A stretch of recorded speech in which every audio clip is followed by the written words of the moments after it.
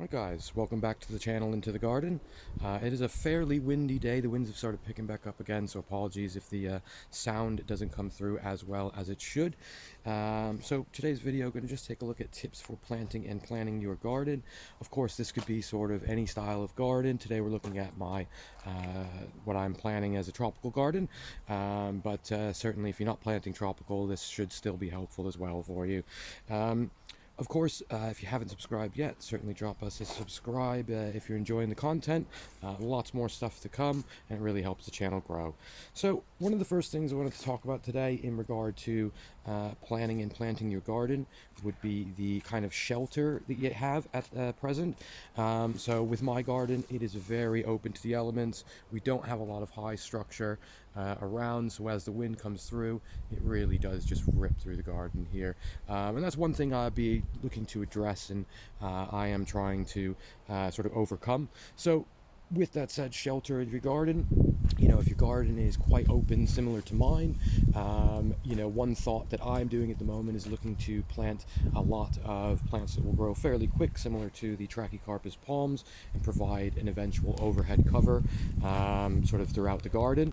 We've planted 10 of these this year, and really hoping once they take off, they'll really create that great cover and give us a bit of a microclimate for the garden as well. So with that said as well, of course, with the overhead cover, that's also going to give you quite a bit of shelter for plants. Now, as you can see, the wind ripping through here at the moment, it is really taking a battering on some of the plants, similar to the Musabastu cold hardy banana in the back here.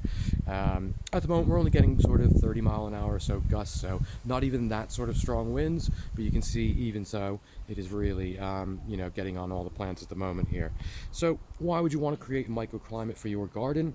Essentially what this does, say in the summer, it kind of keeps the temperature a lot more steady, so avoids those really hot and cold swings as much, so keeping some of that heat in the garden at nighttime when the sun has gone down there. So something that can help, and the idea for myself is really to be able to plant a lot more sort of borderline plants that may need that little bit of extra protection or microclimate to really get going.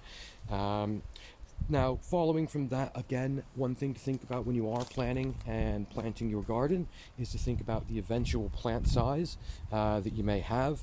Now, it's very easy, I think, for us gardeners to get carried away and plant things too close to each other initially, and 10 years down the line, oh, sorry, that was a big gust there.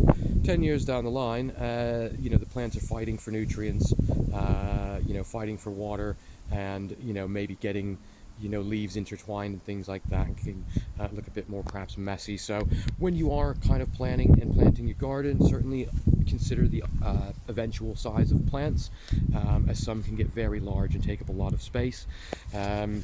Now, with that said as well, of course, it is, in some respects, the right place, right plant kind of thing. You may have heard this on another channel before.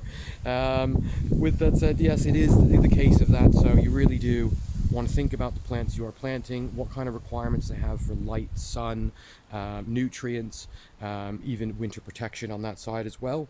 Now, another tip to suggest as well is when you are sort of starting to plan and plant your garden, I would highly suggest making a drawing, or really kind of planning through where plants will go.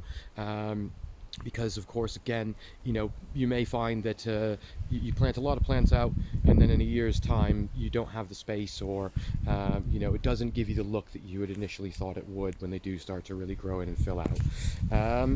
Now, with winter protection, now of course, when you do get sort of a canopy over, it can help those plants that do need that little help through the winter. So for example, I have over here planted a few baby Dixonia Antarctica tree ferns. Now, this is on the back of our proposed water feature that we are building, but as you can see, I have tried to keep them under the shelter of these larger plants, again, just to provide that protection for those plants in the winter who are a little less hardy than some of the other plants that we grow here. Now, also, speed of growth is another thing to consider. So when it comes to the plants you're planting, for example, the bamboos here grow very, very quickly.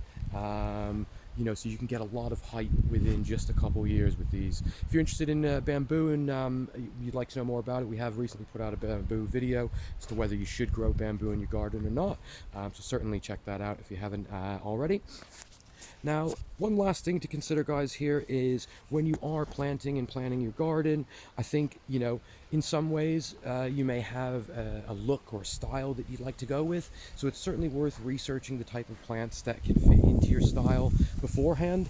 Again, in my tropical journey here, I've planted a lot of things early on in the journey, as for example the bamboo grass here that's really spread out, and now I'm actually considering what I can replace it with. So in some respects, it's that kind of, if I'd known in the beginning, I probably wouldn't have planted that there and planted more of the Musa sycamensis bananas to get a nice stand here. But at the moment, we're going to let these fill in and grow how they want until I have to make the decision probably to take out this bamboo grass and move it here.